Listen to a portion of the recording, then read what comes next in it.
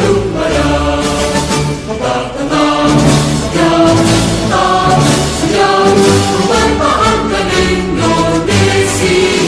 Magtatang, sayaw, tatang, sayaw, kumanta ng Karadita.